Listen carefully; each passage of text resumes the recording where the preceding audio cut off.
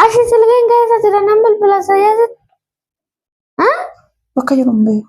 Lakkis Bakka jiru hin beeku. awwan asin himtu bakka jiru lakkii waaqi. Natti mukalliti. Bara fara isaa jirtu ba. Ilaahi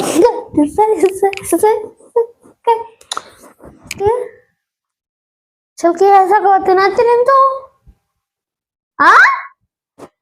Ashama harka fuudhee akkam jirtan hordoftoota chaanaala keenya kan taatan marti keessanuu nagaa rabbii lafaaf iddoo jirtanitti isiniif haa baay'atu akkam turtan akkamsa akkana geessanii nuti nagaa guutuu rafaa qabnaa nageenyu kee ture isin birallee haa jiraatu isiniin jechaatii deebi'ee dhufee jira jibba darbe baay'een isin jalaa badee gisee tokko hin beektanii yeroo baay'ee irra deddeebi'ee isiniif hin dubbadhu silkiis nama haasaa waa hedduu na jibbisiisa sa'aatii sana jechuudha innaa ammaan kana asaa dheeraa isiniif dubbachuu hin barbaanne boodan itti isiniif fufaa viidiyoo darbe irratti ijoollee baay'een waa baay'ee jettanii jirtu sanaaf deebii isinii laachuu akkasumas immoo isin galateeffachuu fi walumaa galatti waaqayyo sanaa eebbisu eebbifamaa namoota nu hordofaa nu jajjabeessaa jirtan galatoomaa isiniin jechaatii namoonni akka isaa ilmoo akka isaanuuf kennu yaa rabbi jettan waaqayyo isiniif haa kennu.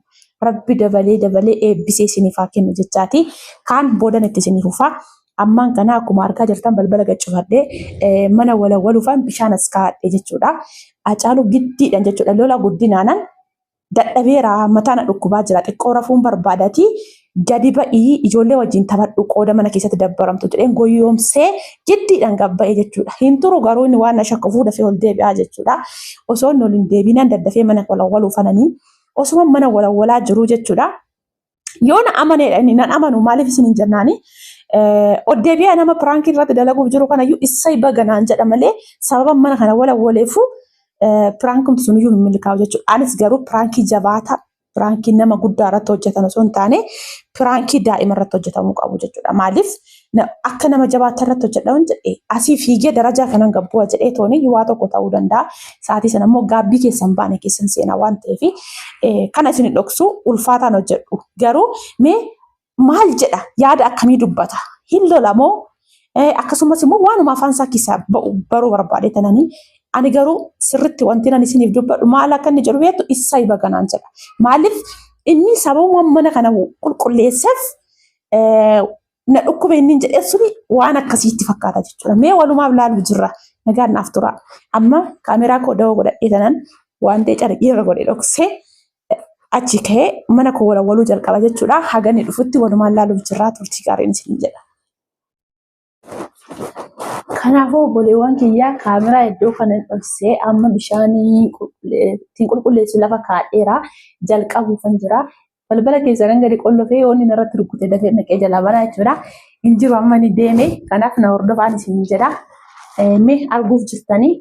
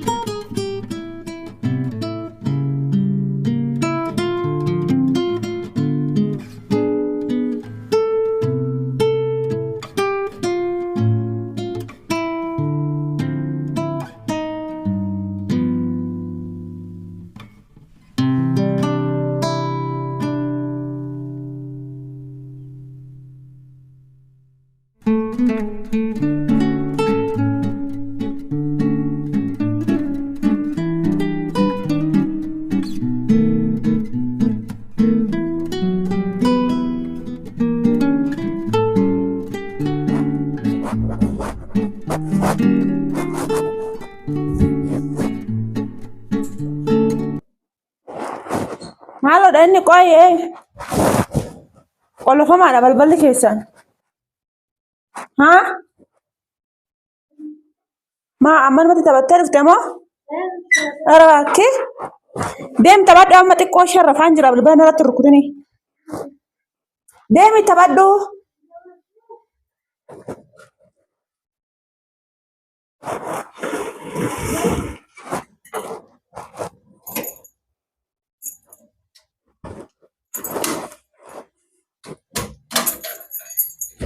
Maan amma taphattee dhufte? Maal oranni? Lakki amana taphattee dhufte amana taphattee dhufte? Maali? Taphadhu siin jenne amana maal gochuu deebite?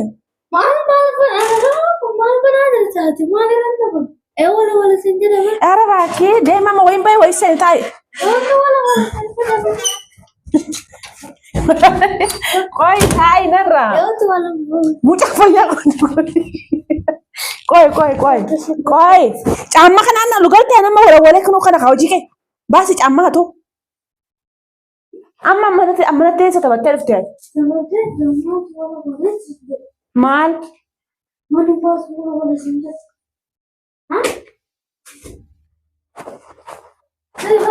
Ammanatti maal eessa kanatti taphattee dhuftee dha maal gochuu ol deebite? Ammana walaadha.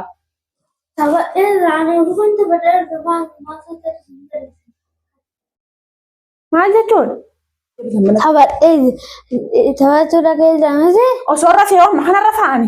Amma sana rafaa. Lakkee taphadhuu jettee duraa kana hojjechuu fi taphadhattee kan laakki. Ani yaaduma hirribiina didee nana atumaan ka'ee toonii hojjechuuf jalqaba. Maaf hojjettee tasa? Maal jechuudha? Maal jechuudha? Maal jechuudha? Nafa hin hojjenne? Na dhukkubee jettee garuu wal finnishee? Maali? Ooma na dhukkubee siin jedhe.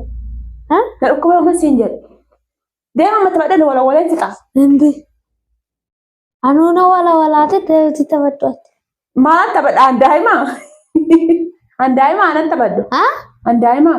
Maal gochuu ammanatti ammaatti amma kana taphattee dhufte amma garii amma silaan baate. Taphattee jira. Taphadhee kuufannu. Ufaa wajjini. Ijoollee lafa. Qoy manatti ati maa daa'ima hudduu hin qabne gottee baateeti daa'imni kan keessaa laakuu kuuftettee fiigdee ol deebitu. Maala samalaal odoo dhuguu adeeset mana kana muluu waltee fita. Maatti godha muluu isaanii bakkuma kana bittaa waludha ka'e. Ani qosoo fan kaasne zim jeeqan bakka tana wal. Bagaa ammayyaan isa kana waltee qixaatii qabdaati. Qixaatii maali? Amma na liggisi zimmi ana yoo amma.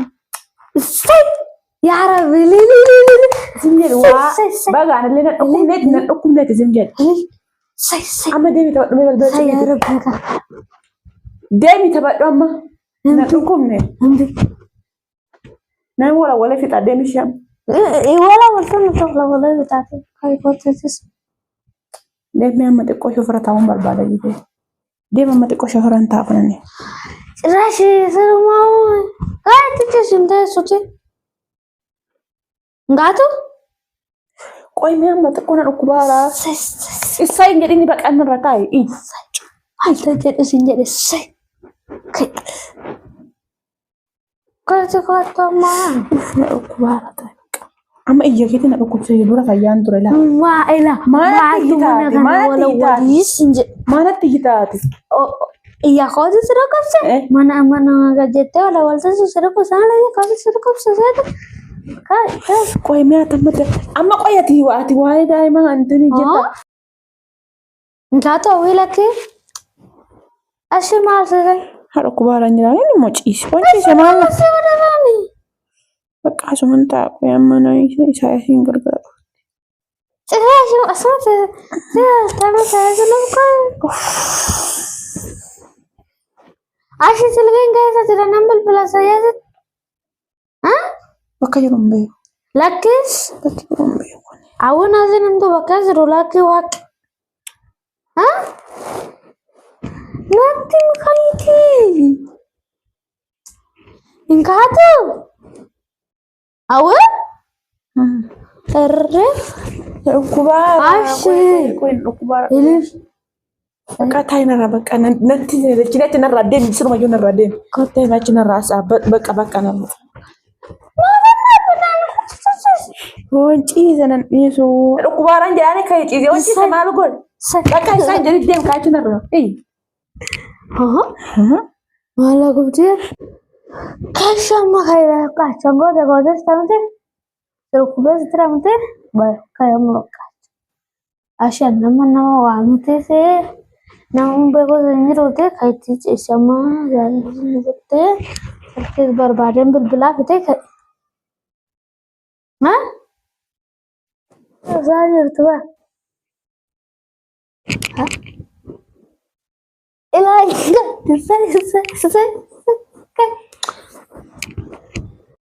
Nakki silkii keessa goote natti himtu?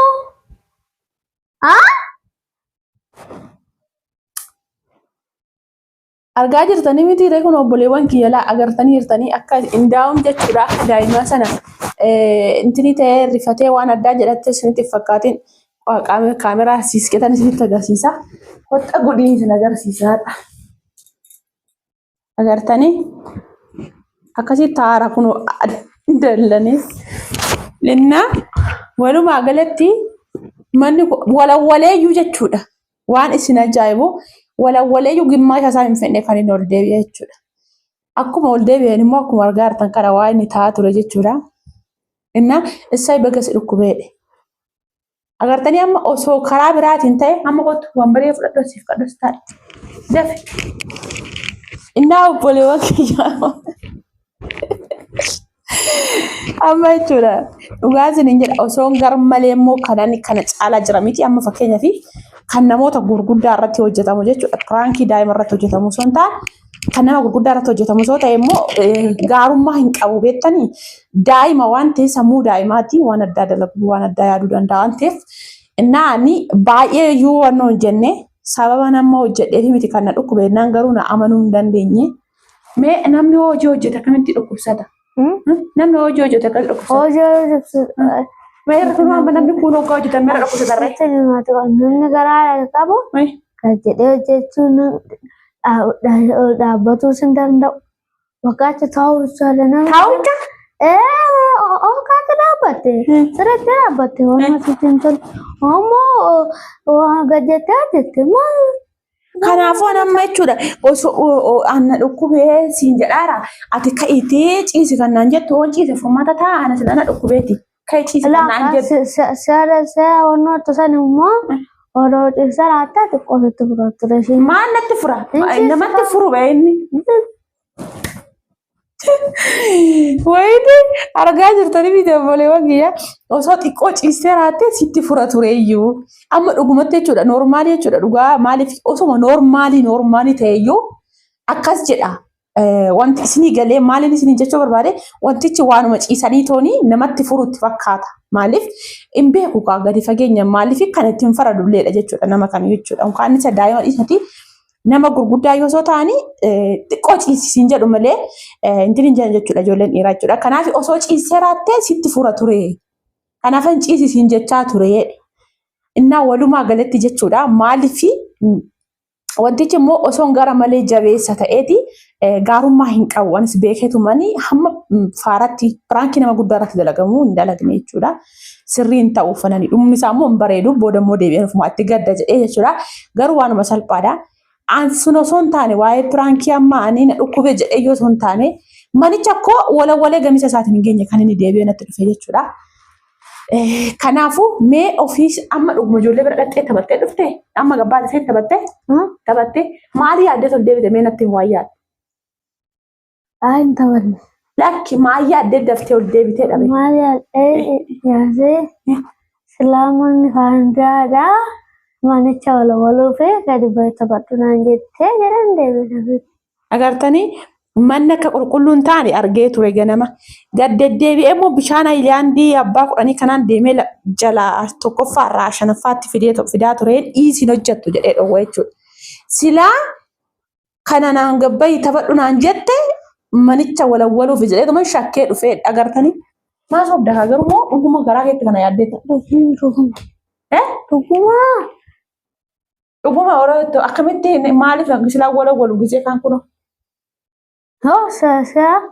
Siyaasa walawalaan gadi ba'aa ture. Arrammoo isan bishaan guuraa olee fi dadhabee jira jettee ani gabba ijoolleedhaan taphatte isa walawwalte mana.